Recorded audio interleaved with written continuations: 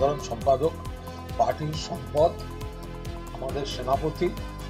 X স্যান্ডেলে তিনি যা লেখার পুরো সবিস্তারে তিনি লিখে দিয়েছেন এবং এও লিখেছেন যে মূলত চিকিৎসাজনিত কারণে তিনি একটা সাময়িক বিরতি নিচ্ছেন।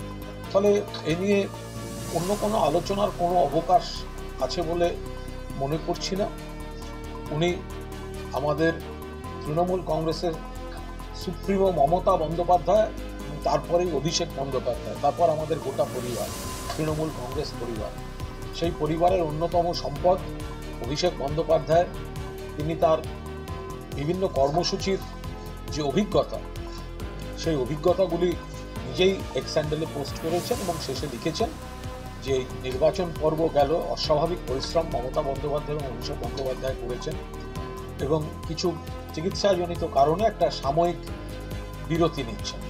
সুতরাং এর অন্য কোনো ব্যাখ্যা বা অন্য কোনো আলোচনার দিক নেই। যা লেখার উনি নিজে খুব স্পষ্ট করে লিখে দিয়েছেন।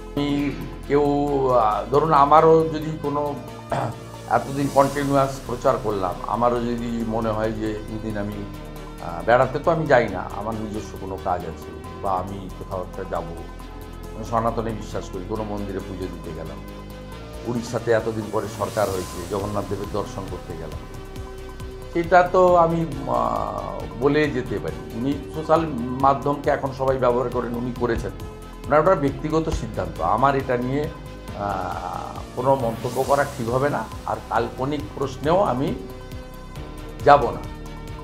আমাকে যা বলতে হবে সবটাই আন্দাজ করে বলা উচিত না। ওনাদের মধ্যে কি হচ্ছে, কেন তিনি বিশ্রাম লাগাতার প্রচার হয়তো করেছেন, ভোট সামলেছেন, তার জন্য উনি যাচ্ছেন, না ওনার চোখে একটা সমস্যা আছে সেটার জন্য চিকিৎসার জন্য যাচ্ছেন, না কিছুটা বিরতি নিচ্ছেন, আবার নতুন করে ভাববেন, না অন্য কিছু, এগুলো যেটাই আমি বলি না কেন এটা আন্দাজে বলা, এর কোনো প্রামাণ্য যুক্তি আমার কাছে থাকবে না। তাই কারো ব্যক্তিগত বিষয়ে মন্তব্য করা